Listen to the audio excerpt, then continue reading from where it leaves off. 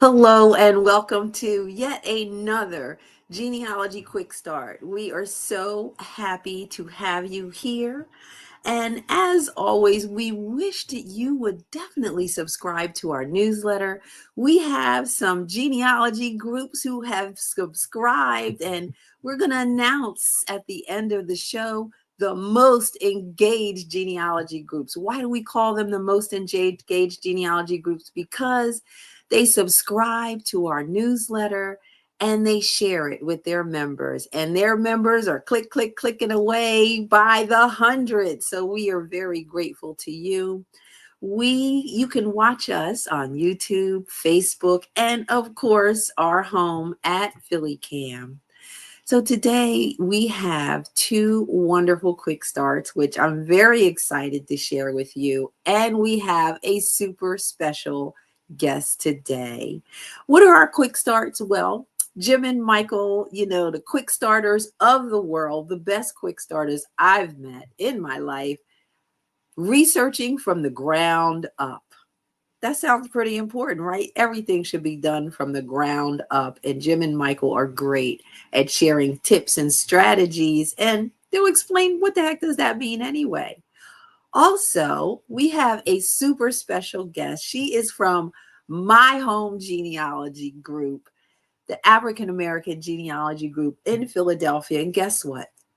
Carolyn C. was the very first president. And she was, I think my cousin Floyd was also a charter member of the group. So we have her here today. And guess what? She's a Jersey girl. So she's extra super special. And she goes way back in New Jersey history. So we are going to hear a lot from her today on a really cool topic called Going Beyond the Will. And we now have the best tools ever to help you to go beyond the will. So you want to make sure that you stay tuned for Carolyn's quick start. So let's get started. I'm very excited to bring out columnist and editor James M. Beidler. How are you? Hi, Jim. Well, and genealogy tip of the day, week, month, year. He could probably do a genealogy tip of the minute. Michael John Neill. I think I'm gonna beg How off are on you? doing one of the minute. I'm doing all right. My green screen, for some reason tonight, was not working, so I had to rearrange stuff at the last minute. But we're all good. We're all good. your video's looking a little fuzzy, and I don't mean that beard either. So. I noticed that. I'm not sure what the difference is. I'm not sure what the. Having to adjust my readers, but Well, I was gonna say maybe it's a chronology induced vision issue. There we go. All right, so now that you guys have stopped looking at yourselves, let us see who's here with us today. If you are here, please let us know where you are watching from, whether you're here live or, watching and recording. I love when different cities pop up. So who do we have? We have a new first person, Marion. How are you, Marion? I'm glad to see you as well. Paula Moen down the street in West Deptford. How are you, Paula? Hey, Katie. Thank you, Kathy. Sorry for being here. She always is hearting Jim and Michael. Hey, Erwin from Delaware, just across the bridge there. Delaware Augs, Erwin Polk. Hi, June from Shaker Heights. I have to shake when I say Shaker Heights. AAGS in Cleveland, Dr. Debbie's group. We have Valerie Ann, our illustrious president at the Genealogical Society of Pennsylvania. Wanda Looney from Birmingham. Wanda, I cannot even tell you how much I miss Alabama. I miss the South. I have got to get down there. So that is the African American Genealogy Group in Birmingham. Hey, Jean from AAGG. As well as Jean's a junkie. So give me a second. We only need 30 minutes to read all of her genealogy groups. AAGG, we have Augs Family Quest. We have Augs Greater Virginia. We have SCHC. Thank you, Jean. And we have Kelly Hawkins. Hello, Kelly. Thanks for being here. We have Brenda Harris from Philadelphia as well. They're here to support their president. Hey, Judy. It's nice to see you. We can't start the show until you get here, Judy, from Chicagoland and Illinois State Genealogy Society. I was beginning to think Judy didn't love us anymore because a lot of times she had a streak of being the first one on for quite a while. Judy was it. Judy was she still is the woman. She just has a life now, you know. Hey, Anita Payne from Fayette County, Tennessee Genealogy Group, as well as Augs Cleveland and TNGS. Are you that person who is sharing Genealogy Quick Start with people? Anita, is that you? Yes, Kelly is from Philly. We have Karen King from Woodstock, New York. Do you know Dee Dee Halleck? She is a celebrity. She went to the Supreme Court with her case for public access. And yes, all right. So we have everyone here. And of course, we have my best genealogy buds in the whole world, Jim and Michael, with a new quick start called Researching from the Ground Up. So what does this mean? This is exciting. Well, we're going to talk about ways you can bring your ancestor back to life from the grave, a variety of ways you can exhume the body. That's going to be our focus tonight with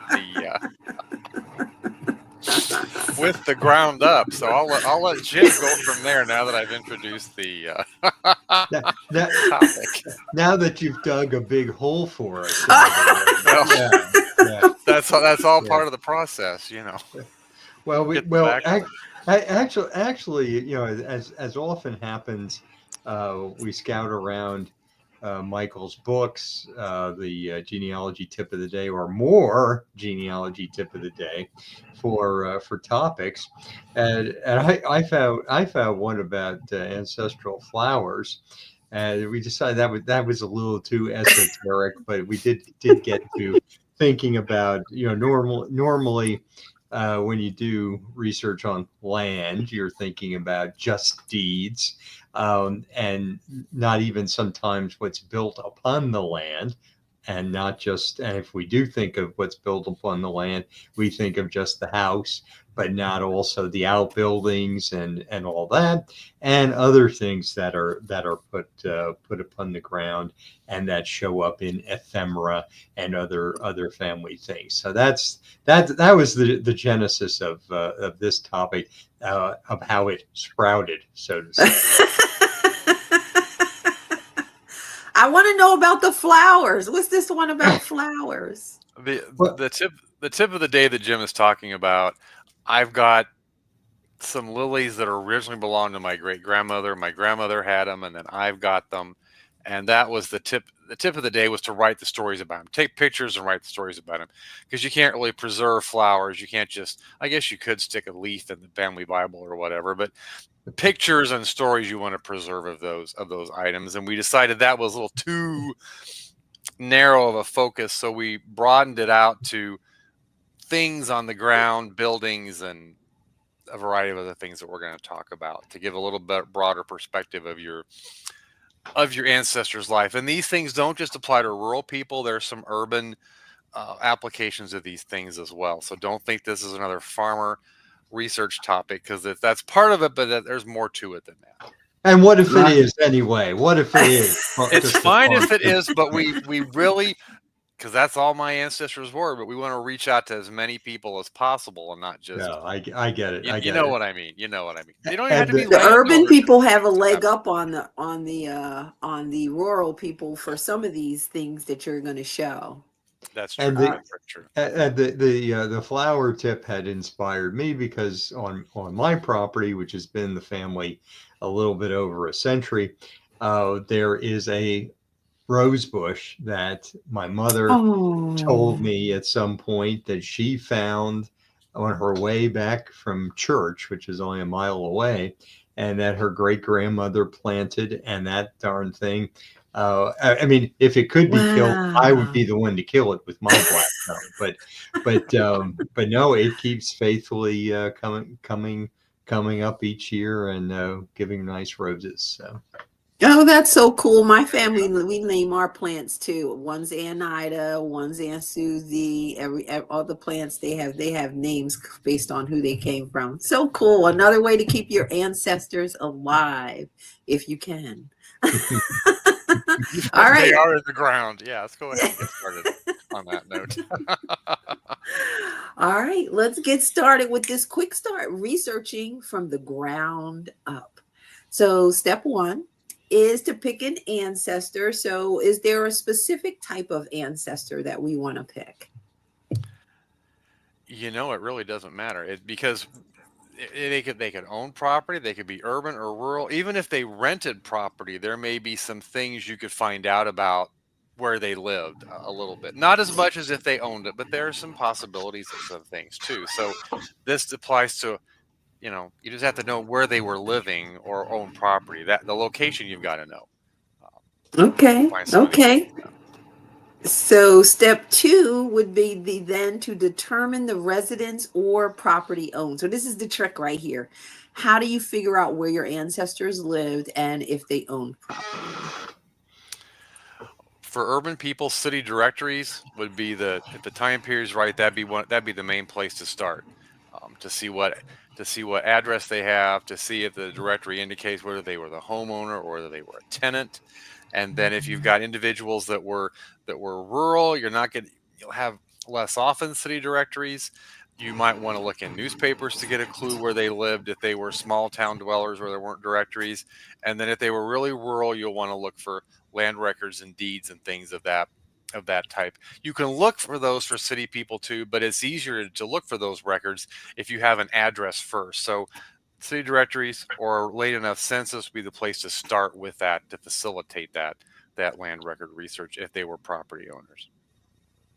Did he leave any places out, Jim, for finding that residence? Michael's No, usually pretty thorough.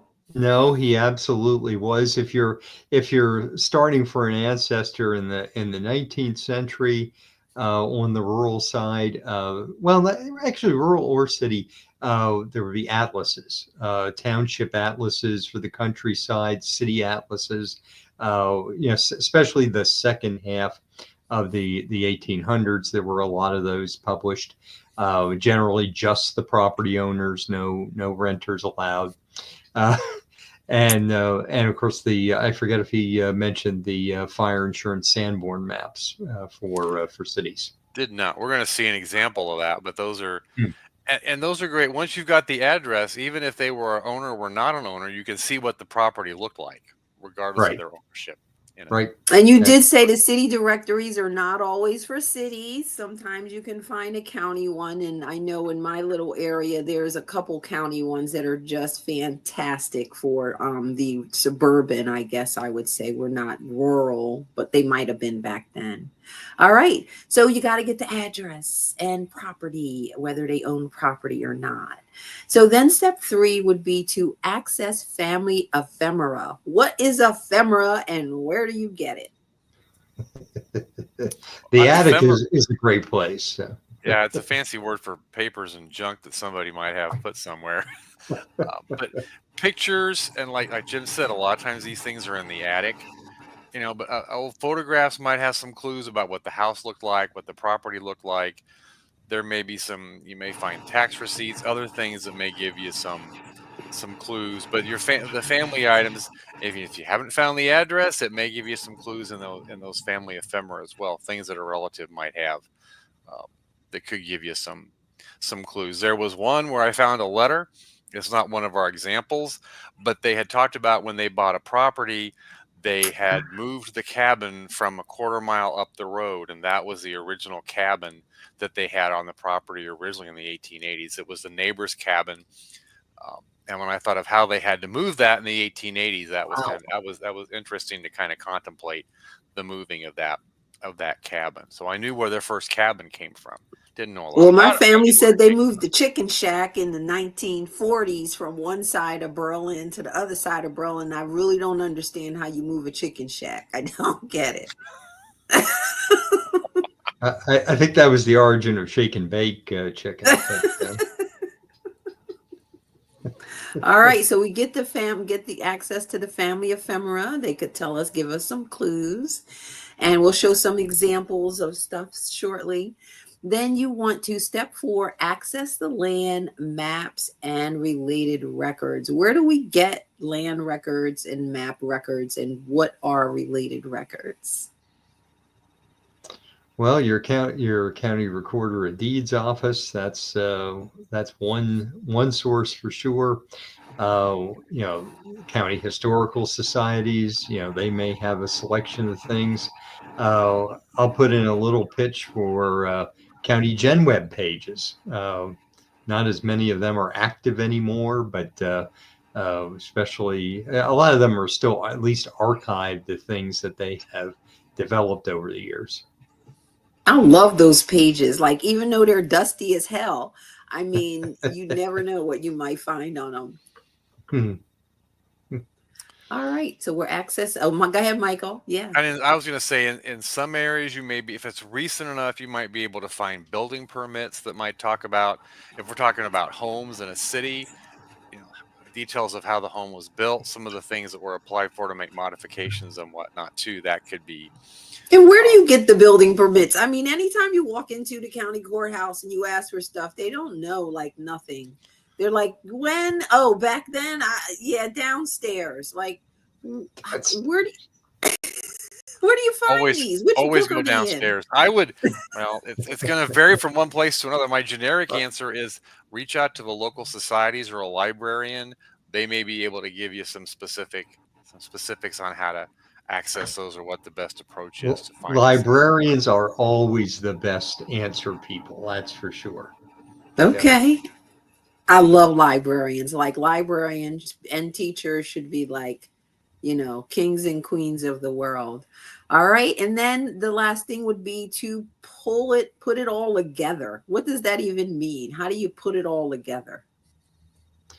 Well, it might be into a book on a particular family's property, or as part of a larger genealogy, or simply a blog post if you're a blogger. Any of those type of things. And I think this might be a good example of putting some stuff together. So this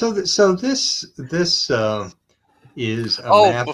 Before you get started, I would like to know what computer program you use to draw that, so we can share that with I got your computer program right here, Michael. It's Beidler Soft. It's Beidler Soft. Okay. Yeah, this is one, because I at some point it dawned on me. This is of the property that I now own in Bern Township that's going through 5 parts of 5 generations. And it occurred to me that there were a whole lot more outbuildings at one time than there are now. And also you see a couple of hashed lines that were fences. And what this is showing, you can see in the front field and orchard, that's across a public road from the rest of the property, and even that was divided in part into a field, part into an orchard. At those times, if you had a decent acreage, you had an orchard. That was your fruit. But then on the other side, in addition to the house that's still standing, the barn, and what my dad used to call the shop, but that was a horse stable. Those are all still standing, but there was a summer house and an outdoor toilet. Oh, yes, the outdoor toilet is still on the property. It's not used anymore. But yeah, then there was a wood shed, a pig stable and corn crib, a garage that was not, now I park under the barn, but there used to be a separate little garage area right next to the cold cellar. And oh yes, I'll correct myself again. The cold cellar is still still there. So yeah, with my mother's help, And with the prodding of some of the photos that we'll see next, I kind of put together this diagram of what the property would have looked at circa 1930, 1940, when it was still a I fully love this. active farm. Yeah, I yeah. love this. Always ask people to draw what things look like. Yeah, and it was interesting to me also is they had their garden right down by the road, which then my parents, later they had a substantial quarter-acre garden, but it was quite it was part of one of the back fields. It was not down by the road. Interesting. Oh, I love these pictures. So what are these pictures Yeah, telling yeah. us? These are some of the snaps in the upper left. That's my great uncle Jim Mockmer, who I was named for, and that's with my mom and her dolly. Oh, And on and the that's the upper house in the and back. in the back, I'm pretty sure. Let's see from the positioning. I'm pretty sure because I think that's the garden on the I was going to say, is that the right. garden? Okay. Yeah, I think that's the summer house actually in the back, based on the Okay. positioning. Yeah, and then on the upper right, that again's my mom, her doll, and somehow they caught the dog in a big pose. That was quite a deal. Then in the lower left, that's one of the women. I'm not sure who it was, but she's going into the summer house, which was where they Okay. where they cooked in the summer to keep the heat of cooking out of the main house. Uh, Okay. and then in the lower right, that's my great grandfather Wellington Mockmer. He's been on the show before. Um, Yes. I believe, pretty sure that's one of his grandchildren, his namesake Wellington, also a Wellington Mockmer. And who's the So little kid? his namesake grandson, I think. Oh, his I think namesake grandson. I And then the yep. building in the background? That building, I'm pretty sure, is the pigsty. So Love that. And then we have and at the bottom. yeah, at the very bottom, I believe that's my great aunt Sarah. And she is down across the road, which is then a dirt road, in the upper left or kind of medium left. That's the little garage that my Yeah. great uncle Jim kept his Model T Ford in. And then yes, we have the actual house in the center background, and that house Nice. that house now aluminum siding instead of clapboard is still more or less standing. All right. You said more or less. And of all the pictures I have, there was only This is one that was dated, fantastic. and this was obviously an early snow, Halloween 1925, and you see the house, you see the summer house on the right, Yeah. you see the barn down on the left, and down below you do see the little bit of the garage. So yeah. Very cool. I love it. I love it. That's my favorite picture. What do we have going on with the apple orchard? Well, we're going to switch gears on locations and time periods here. This is part of the deed from 1788.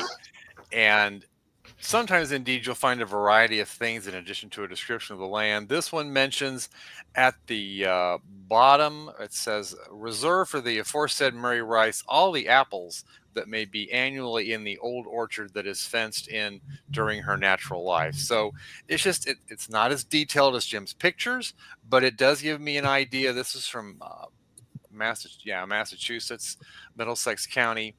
They're selling the property, but this woman she's older at this point in time. She's reserving the right to pick the apples for the rest of her lifetime there. And you might wonder, she's an ancestor. That's her third husband, I think, at that point in time. But the thing is, did she live there earlier? Was it her? Is there some bigger connection to the apple orchard? Maybe some Yeah. sentimental connections. So that would be something, in addition to just finding that neat little discovery, we might want to backtrack into the land records a little bit to see who owned that previously, and maybe she had a more of a connection with that. If Most that is definitely, the case there. especially if she's like staking a claim. But those are her apples, and she's going to have them till you can only sell that if I get those apples. So Mary's going to get her apples. This one does not mention an apple orchard, so ignore the headline there. I didn't notice that when I was supposed to proof the Oh, sorry. I saw visual. that it had the mill in here. It does have a mill, and this was really a surprise to me. I didn't know this guy had ever owned a mill. The purchaser of this is my double great grandfather, and in the description, it's a lot in a little town, but then it does mention there is a mill and the improvements thereon. And I did not know, for a short time, 2 or 3 years, he owned a lot in town that had a mill on it. I did not know anything, and even the family didn't know that. When I discovered this quite a while ago, before even the interweb was a thing, and I mentioned to a relative this, and they had never heard that this is our immigrant ancestor in that family. That he Wow. had owned a mill, but he did for a short time period. His father worked on mills in Germany, so that father-in-law rather, so there might have been Oh, he some brought over connection his. there. Maybe Yeah. that was part of why he did that, but they didn't own it very long, a couple years at Okay. most. But that was in the legal description. This is a 1912 Sanborn map. I think this is the small town, the county seat where I grew up. And this just gives you, as like most Sanborn maps, tells you what the general shape of the house. If you read the legend, it will tell you what it was made of. I think the D's are for dwellings. You can see if there are outbuildings. You kind of get an idea. There's a porch on a couple of these, and maybe some things have been added on over time to make the house a little bit larger. I'm not sure if there are privies or Love outhouses these. in some of these cases, given the time period there. But they're for big cities, and they're also for smaller towns too, the Sanborn maps. So I remember one time I used these in a little town where I used to live, and I was actually using the paper maps, and I gave her the town name and all that, and I said, could you pull the map? And she came back and she said, there's only one sheet. I said, I know, it's a very not Chicago or St. Louis I had you pull. This is a town of 100 people. I was surprised it even had an insurance map, You're to be lucky honest you with you. had it. Yeah, but it was really cool. And you can find out a lot of things from the Sanborn maps. And if you've got the address of your town living person that didn't own their house, but they rented it, you can still look and see what the You could house still see what it get looked a like feel where for they it. lived. So And where's a good place to get these start Sanborn with maps? the Library of Congress. If you just Google Library of Congress Sanborn insurance maps, the website will come up, and you can search. You can get a feel for if they were all row houses, one right next to the other, just looking at the map. These obviously were not, but if it's an urban area with a dense population, you can get a feel for that too, looking at those.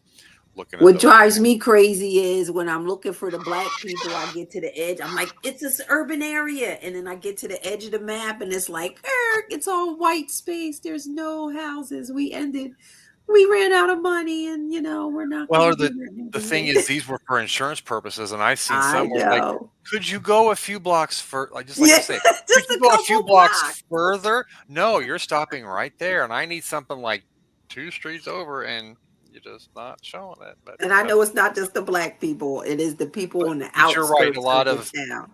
those in immigrant communities sometimes aren't included either, depending upon the housing structures. Yes, I think we have another one. I love this, Michael. That we've seen this image before. This is an aerial image of my grandparents' farm from the 1950s, and it's really kind of cool to compare it to the buildings that are there today.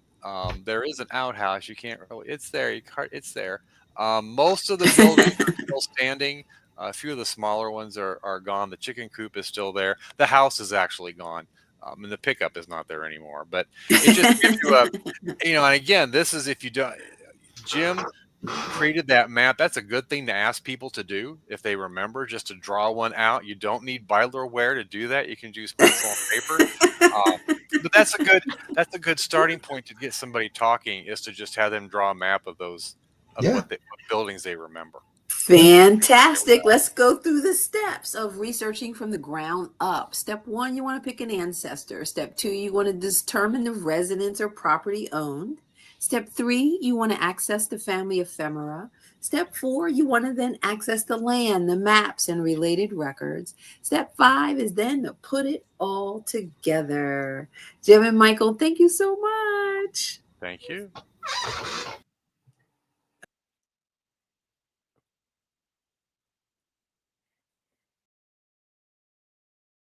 See, add me. All right. All right, today we have a very special guest. Before I bring her out, I just want to say hi to our most recent people who have joined us. Thank you for joining us. Let's see. I thought I saw a celebrity in my world. There she is. Nettie Nesberry, how are you? Tell your sister Letty I said hello from Chicago. We also have Patricia Johnson from Chadsford, PA, and Delaware. Aug's VP of History is here, okay? And then we have Robin from Houston, Texas. How are you, Robin? And we have Karen from GSP. And I think that is all of our hellos. Let's bring on our special guests. Her people are waiting for her. Without further ado, the president of the African American Genealogy Group in Philadelphia and our special guest, Carolyn C. Williams. Hello, Carolyn. Hi, how are you? I'm so happy you're here. And of course, we want to ask you the question we ask all of our special guests. We'd like to hear your genealogy origin story. How'd you get started? Or your 1 minute genealogy origin Okay, story. 1 minute. My parents raised me with our family oral history from the time I was a toddler and older. And so by the time I was a teenager, I knew there was very interesting history. And by the time I was in my 20s, there was some contradictions. So I decided it was time for me to start doing some research to find out what was right and what wasn't right. And how this, we had migrations that weren't the normal ones. We had people who came from Rhode Island, people who came from Nova Scotia, people who came from St. Helena Island off the coast of Africa. So that's how I got started. All right. Yes, that is pretty interesting to have all of that Yeah. such an early age. That's such a blessing. And so that's why you know so much about your family and you can just go so deep. So Carolyn, I love your quick start that you came up with today, which is called Going Beyond the Will. So why did you choose this as a quick start? Why is this important? Well, first of all, a lot of African Americans don't have wills, but they still have probate records, which some people don't realize, or estate records. Two, I found a will in my family where it was very extensive, but the inventory was incomplete. The will itself was incomplete. And I found a deed 10 years after that person died with a family agreement that settled a dispute over the will and where they decided how they were going to resolve that dispute. So that made me realize you can't just look at the will. You really have to dig further, dig deeper to find out what's going on. All right. So you want to know what's up. And usually, especially when there's wills and then there's property, there could be some drama. So it sounds like you found the drama, Carolyn. And some diamonds in there too. And okay. Yeah. So let's go ahead and you ready to get started with your Absolutely. All right. Let's get started with going beyond the will. So step one would be to find all the deeds for the family. So where do we do this? Where's the best place to go? Well, the Register of Deeds in the municipalities, the cities, or even its counties if it's a rural area. But so for the online warriors? Well, it's great that Family Search has digitized a lot of stuff now, and you can things that I found in paper, I don't have to just work at it with paper because I can find the digital images of it. So that was great. You do have to be a little careful, and I'll talk about that a bit later, but Ancestry and Family Search, do have images of deeds and things. And also even some state and city governments, like for instance, Pasquotank County, they have the indexes to the deeds and you can use them.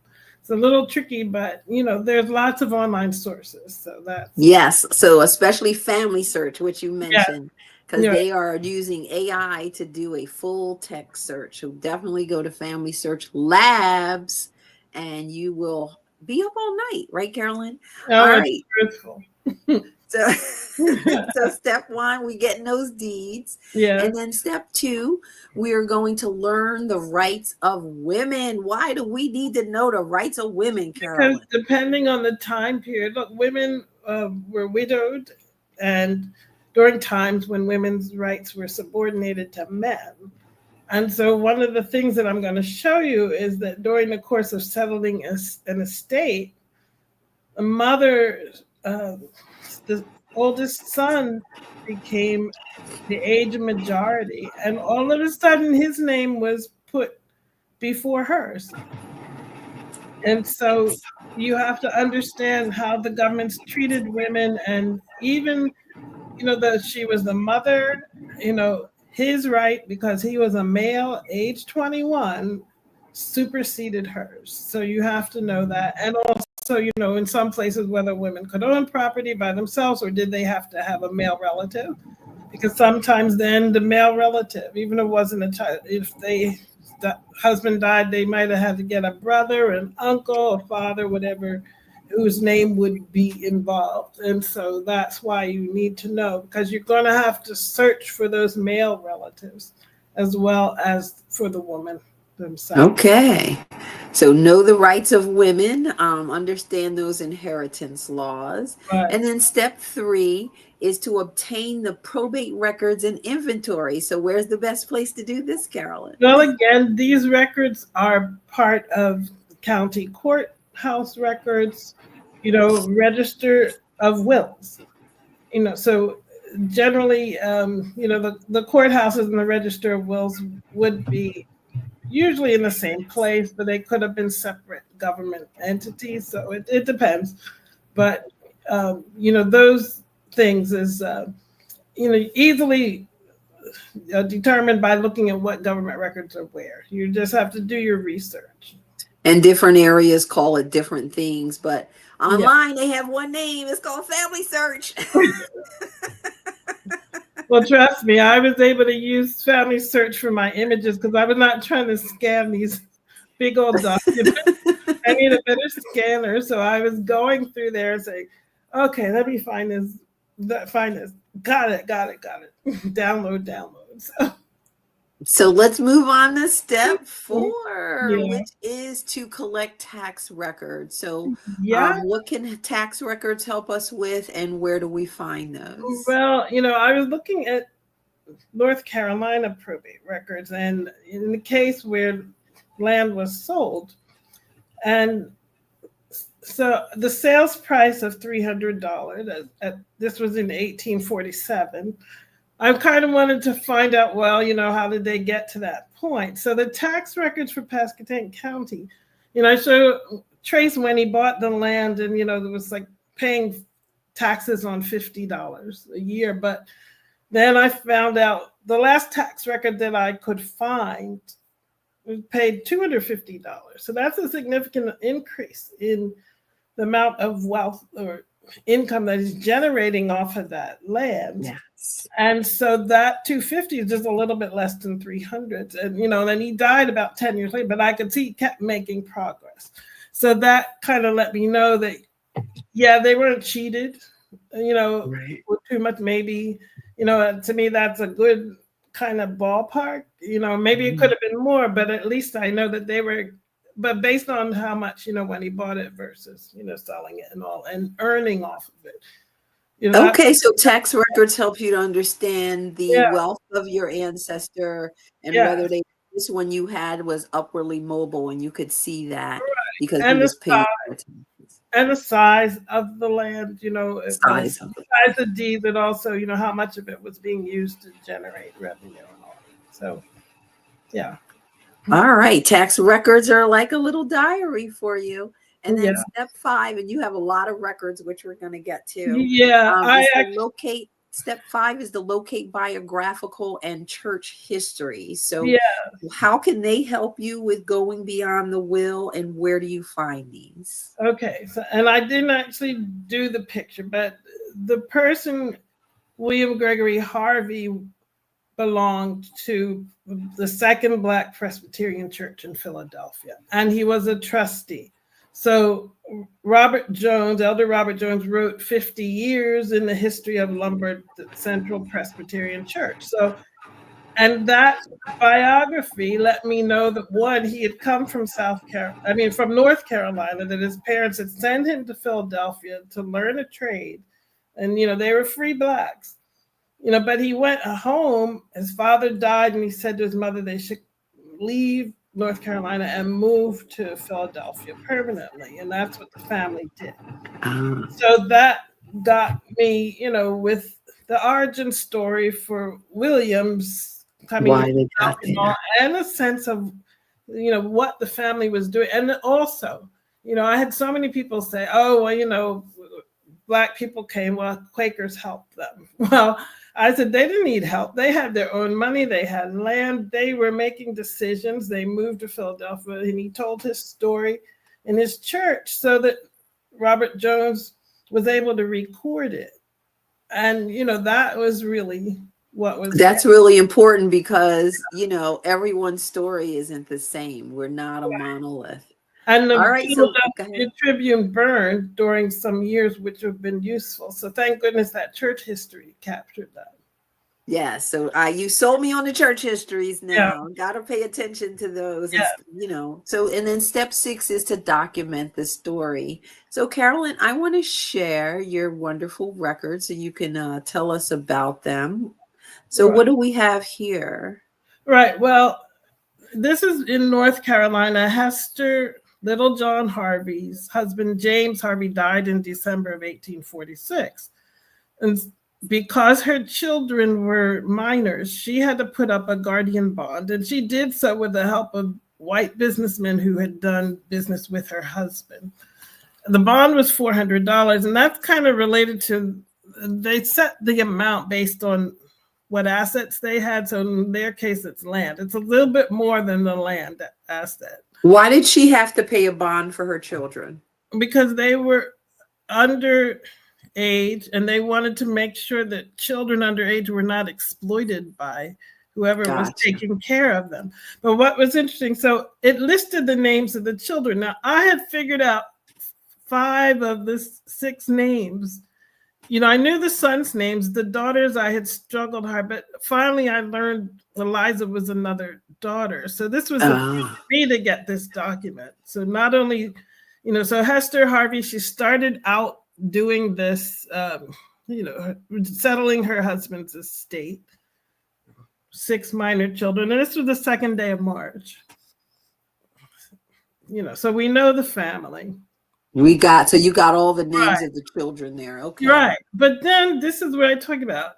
The next record in this estate, all of a sudden it says William Harvey et al., meaning and others, petitioned to sell the land for division, the court.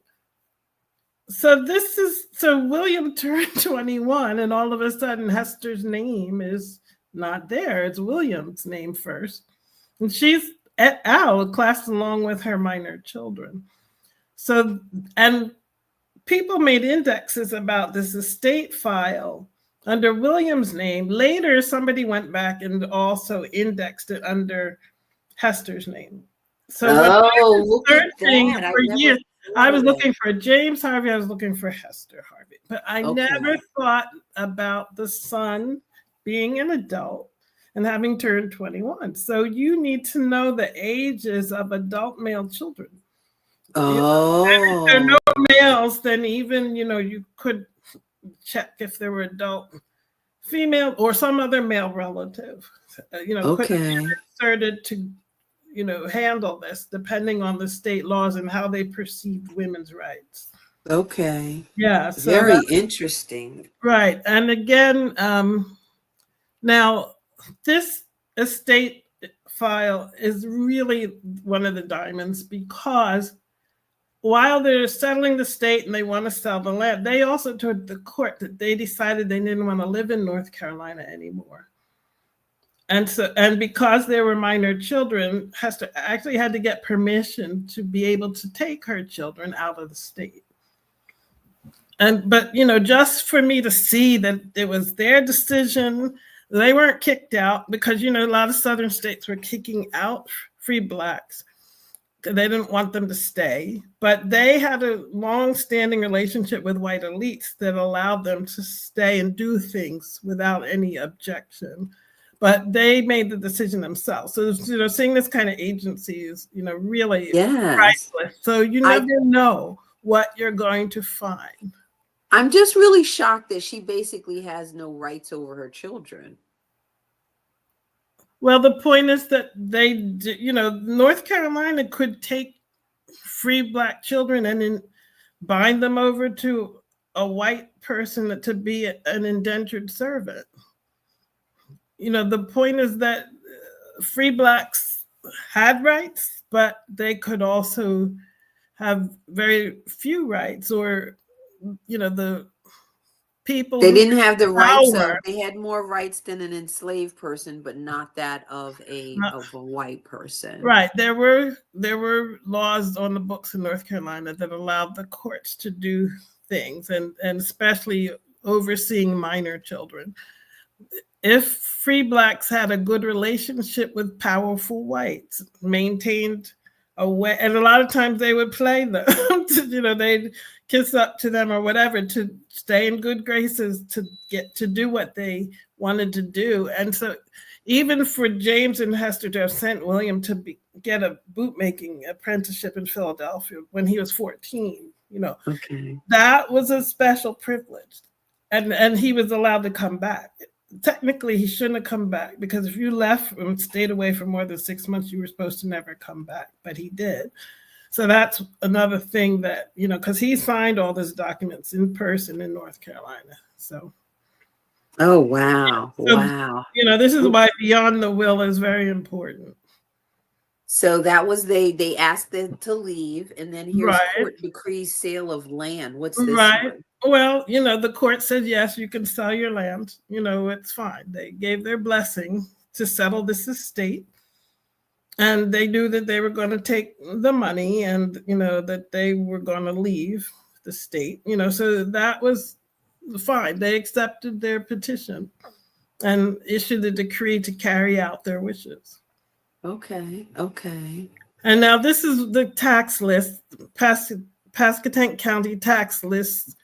Elizabeth City is the main city, but their land was in the county area, and I blew up a little bit. If you can blow it up a little bit more, the series of taxes are not. Sorry, I wondered if I blew it up, but I didn't. Yeah, the series of taxes are not complete.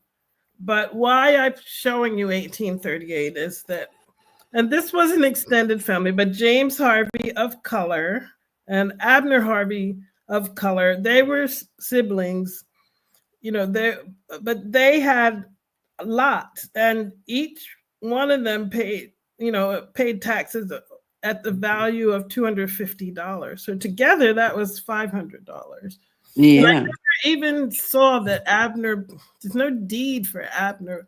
So I'm even thinking that he and his brothers split the lot.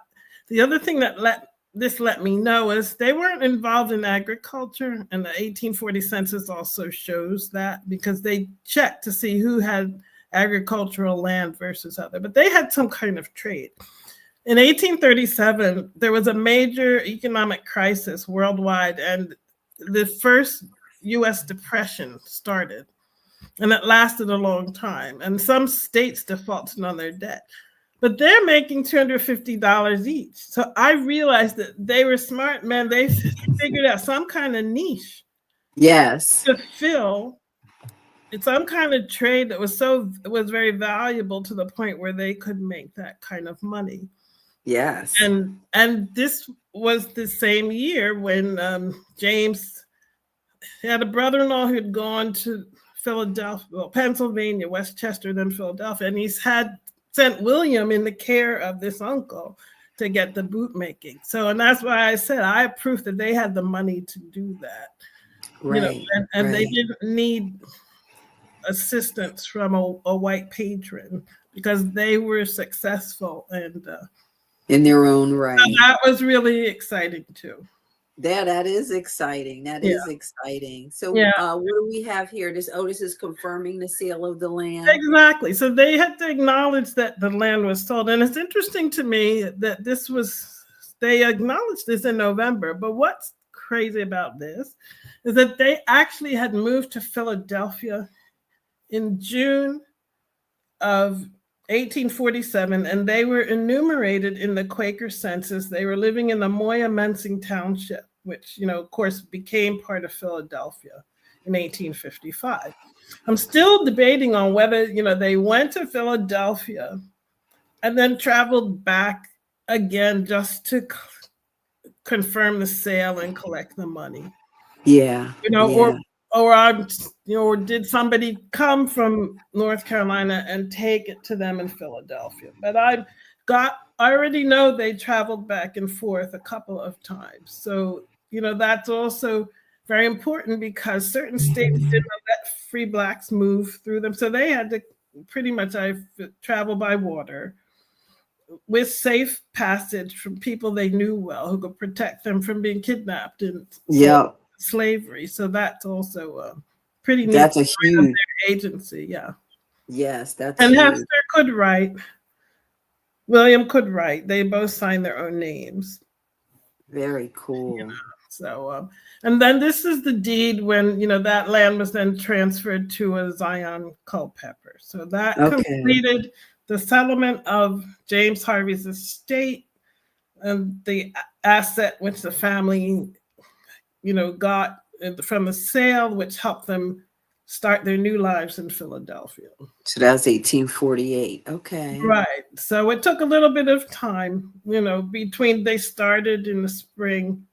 So it went, about a year for everything to be handled. So now this is William G. Harvey. Later, in life, he wrote his own will in 1865. Now, he actually was a very prominent black bootmaker in Philadelphia. But at the time he wrote this, was during the Civil War in 1865. He had actually also opened up a restaurant. So he fashioned it was at 7th and Chestnut Street. He rented space in a building, and it was about a block and a half from where his bootmaking business was. And his younger brother was helping manage that. So this is a substantial 3+ pages, and these are the long 17-inch pages. Yeah. At 5 codicils, all his sons died. So when his first grandson was born, he said, I'm leaving it to him. But then he canceled that out, so, and he changed, he took his brother off as his one of his executors, stuff. So the family, though, felt it was contradictory. He bequested land to Caroline Harvey Williams in Rhode Island because that's where she and her husband lived. Bequested one land to another married daughter, but there was a problem. And if you go to the next page, because I know there was a thing about the codicils in the will and all. So you can go to the next page. And here's an inventory. The inventory just talks about some bonds, some cash, few things, and the bequests, 412 Catherine Street, and for Hester Harvey Wilson, and she had moved to Washington, D.C., and then the 30 Weaver Street in Newport, Rhode Island, which he had bought for his daughter and son-in-law. But if you go to the next page, then, that's the blow up of the more about the will in the Newport, Rhode Island. But then go one more. What happened though, for 10 years after fighting over the estate, the family filed this as a deed agreement. And what I was shocked to find out when I found this as a deed, first of all, but I found out that he owned a lot of real estate that was never mentioned in the will or in the inventory. Oh, He wow. owned houses at 320, 322, and 326 South Juniper Street. He owned houses at 802, 1031, and 1219 Lombard Street. So that's 6 properties. He owned a house at 405 South 10th Street. He owned a house at number 1124 Carpenter Street. That's where the family lived last. That was a very big house. Also 1031 Rodman Street. On Rodman Street. Right. And then he also bought a house in 98 Broad Street in Woodbury for his daughter, Carolyn Harvey Hebron. They eventually moved to Lawnside. But, you know, all this real estate, why wasn't it in his will? Right. So if you go to the next page, so they're deciding what they're going to do with it. Keep going then. Then I found out he also owned 3 more properties, 331, 333, and 339 South Hicks Street, which is on the other side of Broad Street near the Academy of Music. And these houses, they decided to sell these to help pay for the repairs and the back taxes for everything else. Okay. So if I had never kept looking for deeds, I would never have known, totally missed the true value of his estate. Yes. And so you can't trust even the inventories that are associated with the. That's weird. Like, why wouldn't they be a part of the inventory? Yeah. And so I have no idea, but thank goodness I found it. It's astounding. You know, and you know, when I added up, because that's 15 properties altogether at the time of his death. Yeah. You know, and it was basically, you know, the present day values, it's like $7 million worth of real estate. Wow. Owned, if it was still owned in this present time. You know, so, you know, so, and the white newspapers wrote about the fact that he owned so much real estate, all he had to do was collect rent. You know, so that's the importance of knowing, you know, more than just the will.